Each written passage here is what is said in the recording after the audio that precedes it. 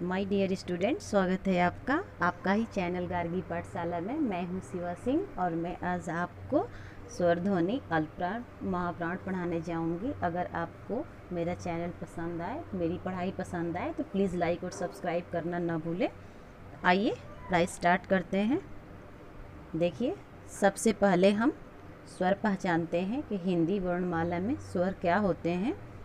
स्वर जो अपने आप में स्वतंत्र होते हैं। स्वर मतलब क्या होता है? स्वर मतलब क्या होता है? जो अपने आप में स्वतंत्र होते हैं, यानी वह वर्ण जो बिना किसी की मदद के, जो बिना किसी की सहारा के अपने आप बोले जाते हैं। उनमें उनको बोलने के लिए किसी भी वर्ण की आवश्यकता नहीं होती, किसी की मदद की ज़रूरत नहीं होती, उसे हम स्वर कहते हैं। वो अपने आप में स्वतंत्र होते हैं। जैसे अ, आ, अपने आप में देखिए अ बोलने के लिए दूसरे अक्षर की ज़रूरत नहीं है। आ, ई, यानी ये अपने आप में स्वतंत्र हैं, तो इसे हम क्या कहते हैं? स्वर कहते हैं। अब व्यंजन को आते हैं। व्यंजन में क्या क्या है? देखिए, व्यंजन में क्या है?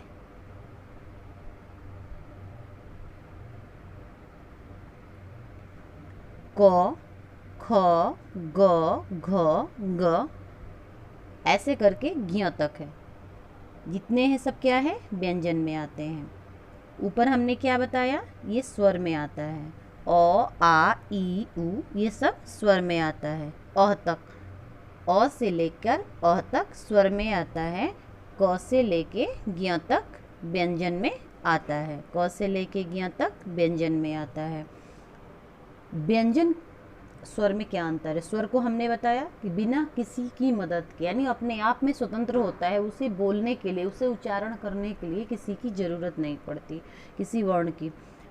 लेकिन व्यंजन में हमें स्वर की ज़रूरत पड़ती है। जैसे क, देखिए क में अ है ना लास्ट में, क बोल के देखिए। ख, ये अपने आप में स्वतंत्र नहीं होते हैं। इनको बोलने के लिए, इनका उच्चारण करने के लिए हमें किसी न किसी वर्ण की, यानी स्वर की ज़रूरत पड़ती है। उसे हम क्या कहते हैं? व्यंजन कहते हैं। व्यंजन अपने आप में स्वतंत्र नहीं होता है। आइए देखते हैं स्वर और व्यंजन। आखिर हम बोलते कैसे हैं? स्वर और व्यंजन का उच्चारण करने के लिए हमें किसकी ज़रूरत पड़ती है? ध्वनि की ज़रूरत पड़ती है। बिना ध्वनि का एक दूसरे की बात एक दूसरे को सुनाई नहीं देगी, तो ध्वनि की ज़रूरत पड़ती है। तो ध्वनि में क्या क्या आता है? स्वर आता है और व्यंजन। अभी हमने आपको स्वर के बारे में बताया जो अपने आप में स्वतंत्र होता है। व्यंजन के उच्चारण करने के लिए स्वर की ज़रूरत पड़ती है। स्वर को हम दो भाग में बांट सकते हैं। एक है अनुस्वार, दूसरा है विसर्ग। अब आपके दिमाग में ये आता होगा कि अनुस्वार क्या है, विसर्ग क्या है। अनुस्वार और विसर्ग जानने के लिए हम आइए देखते हैं।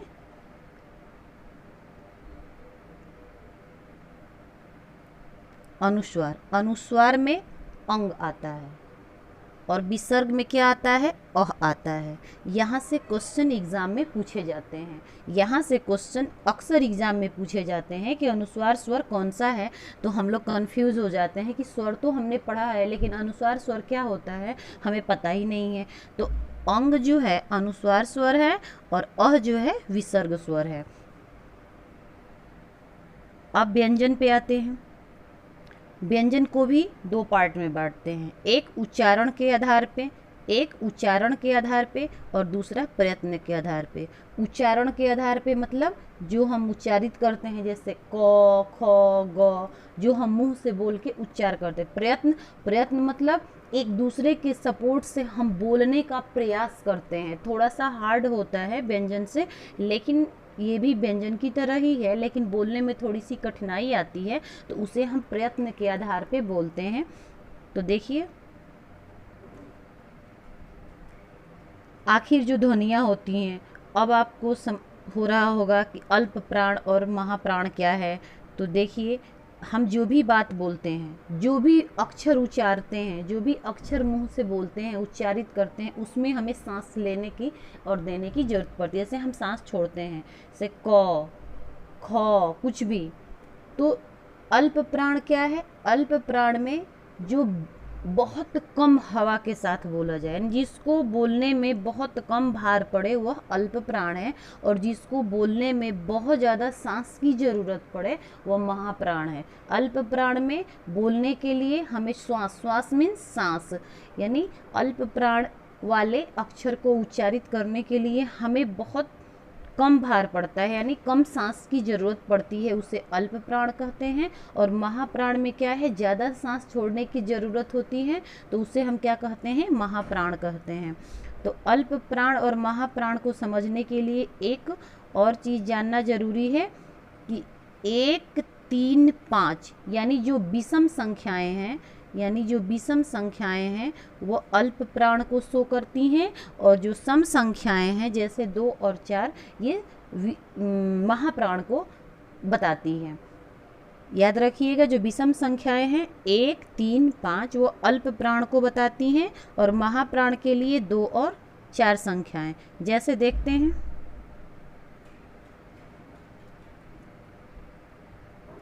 क वर्ग वाले में देखते हैं,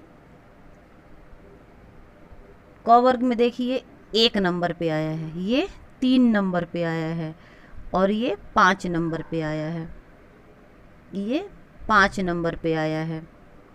तो 1, 3 और 5 अल्प प्राण को बताती है, और 2 और 4 महाप्राण को। यानी 1 नंबर, 3 नंबर और 5 नंबर पे जो भी अक्षर आएगा वो अल्प प्राण को बताता है, और 2 और 4 पे जो भी आएगा वो महाप्राण को बताता है। तो इस तरह हम समझ जाएंगे। जैसे इसमें क्या है, क, ज, य, ट, ड, ड़ ये अल्प प्राण है, और महाप्राण क्या है, जितना भी 2 और 4 नंबर पे आएगा वो महाप्राण है, और 1, 3 और 5 नंबर पे जो भी आएगा वो अल्प प्राण है। अब हमें उम्मीद है कि आपको अल्प प्राण और महाप्राण समझ में आ गया होगा, जो हमारे एग्ज़ाम के लिए बहुत ही इम्पोर्टेंट है। अक्सर यहाँ से 2 नंबर के क्वेश्चन पूछे जाते हैं। अब चलते हैं व्यंजनों का वर्गीकरण। आखिर व्यंजन को हम कैसे पहचानेंगे, जो परीक्षा में आता है कि कौन सा अक्षर है जो मुंह से बोला जाता है, कौन सा अक्षर है जो कंठ से है, तालव्य है, मूर्धन्य है, दंत्य है। तो इसको पहचानने के लिए हम व्यंजनों का वर्गीकरण कहते हैं। व्यंजनों को हम बांटते हैं किस ग्रुप में, चलिए देखते हैं। ग्रुप में बांट के हम पढ़ते हैं व्यंजनों को। सबसे पहले हम अपने गर्दन पे हाथ रखते हैं। गर्दन पे हाथ रखते हैं मतलब यहाँ पे जहाँ पे थायराइड ग्रंथि पाई जाती है, तो उसे हम क्या कहते हैं, कंठ कहते हैं। क्या कहते हैं, कंठ कहते हैं। यानी यहाँ से हम स्टार्ट करते हैं। तो व्यंजन यानी क वाली जो लाइन होती है, क वर्ग जो होता है, यानी क, ख, ग, घ, अंग, ये जितने भी हैं ये सब कंठव्य हैं, यानी कंठ से, यानी कंठ से बोलने वाले अक्षर हैं। कंठ से बोलने वाले वर्ण है, अक्षर है, जिसे हम कंठ के सहारे से बोल सकते हैं। उसमें एक ह अक्षर भी आता है जिसे हम कंठ से बोलते हैं। अब आते हैं च वर्ग में, यानी च, छ, ज, झ, ञ। उसे हम यानी कंठ, यानी जो कंठ है उससे थोड़ा सा अगर ऊपर अपने हाथ को रखेंगे तो क्या पड़ता है, तालु। तालु मीन्स तलवा, यानी मुंह के अंदर जो तलवा होता है वो थोड़ा सा ऊपर। ये ट्रिक है, देखिए, मतलब कंठ से थोड़ा सा ऊपर आएंगे तो क्या पड़ेगा, तालु, यानी तालव्य। तो कौन सा अक्षर बोला जाता है तालव्य के सहारे से, तो च वर्ग में जितने भी आते हैं, जैसे च, छ, ज, झ, ञ, और साथ में एक श है जो तालव्य अक्षर में आता है, तालव्य वर्ण में आता है। अब आ गया मूर्धन्य। मूर्धन्य क्या है, तो मूर्धन्य वर्ण में क्या आता है, ये देखिए ट वर्ग, यानी ट वर्ग मतलब ट, ठ, ड, ढ, ण, साथ में क्या है, श, क्या है, स, यानी इसमें क्या आता है, जितना भी है ये मूर्धन्य। मूर्धन्य मतलब जीभ जो अंदर है, यानी तलवा से नीचे जो, यानी उसके सहारे से हम बोलते हैं। सर देखिए ट, ठ, ड, ये क्या है, मूर्धन्य वर्ण है। मूर्धन्य वर्ण है मतलब इसे हम मूर्धन के सहारे से बोल सकते हैं। जो हमारे एग्जाम में आता है इसमें एक श है, वो भी इसी ग्रुप में आ जाएगा। अब दंतव्य है यानी दांत के सहारे से बोलने वाले वर्ण, जो ऐसे अक्षर जिसे हम दांत की सहारे से बोलते हैं, दांत की मदद से बोलते हैं, उसे दंतव्य वर्ग में रखेंगे। जैसे त वर्ग, त वर्ग में जितने भी आते हैं, जैसे त, थ, द, ध, न, ये बोलने के लिए, इस अक्षर को बोलने के लिए हम कहीं ना कहीं दांत का सहारा लेते हैं। बोल के देखिए, त, जो हमारी जीभ है वो दांत से टच कर रही है, थ, द, ध, न, साथ में एक श है यानी स, ये जो है ये दंतव्य यानी दांत के सहारे से बोलने वाले अक्षर हैं। अब आया प वर्ग। प वर्ग में कौन कौन से हैं? प, फ, ब, भ, म। ये होठ यानी होठ के सहारे से बोलते हैं, यानी होठ के सहारे से बोले जाने वाले अक्षर है प वर्ग। अब हमारा ट्रिक क्या है? कंठे पे हाथ रखिए गर्दन के पास, तो कंठ सबसे पहले आता है, यानी क वाला वर्ग सबसे पहले आता है। उसमें जितने भी अक्षर हैं सब कंठ के द्वारा बोले जाएंगे। उससे थोड़ा सा ऊपर आइए, थोड़ा सा ऊपर आएंगे तो तालु पड़ता है यानी तालव्य पड़ता है। तो क वाली लाइन के बाद कौन सी लाइन आती है? च वाली लाइन। च वाली लाइन यानी उस वर्ग में जितनी भी हैं सब तलवा यानी तालव्य वर्ग में आएगा। फिर उसके थोड़ा सा ऊपर आएंगे तो क्या आएगा? जीभ। जीभ आएगा तो वो त वर्ग यानी ट वर्ग वाला जितना है सब उससे बोला जाएगा। उससे थोड़ा सा ऊपर यानी बाहर की तरफ आएंगे तो क्या होगा? दांत। दांत यानी जो दंत वर्ग है, यानी दंत वर्ग वाले अक्षर हैं वो त वाले में है। जो देखिए ट वाले के ठीक नीचे त वाला जो अक्षर है यानी त वर्ग वाला जो अक्षर है, जो लाइन है व्यंजन में, वो दांत यानी जीभ के बाद क्या आता है? दांत आता है। तो ट वाली लाइन के बाद क्या आया है? त वाली लाइन। अब दांत के बाहर क्या है? होठ है। दांत के बाहर क्या है? हमारा होठ पड़ता है। तो त वाले वर्ग के बाद कौन सी लाइन आती है? प आती है। दांत के बाहर यानी दांत से बाहर हमारा होठ है, तो वो दंतव्य वाले जितने भी वर्ग है उससे बाहर कौन सा है? होठ से बोलने वाला वर्ग यानी प है। तो हमारा ट्रिक यही काम करता है, इसके सहारे से हम अपने व्यंजनों को याद कर सकते हैं। अक्सर परीक्षा में ये पूछा जाता है, एक दो क्वेश्चन जरूर इसमें से आता है। चलिए देखते हैं।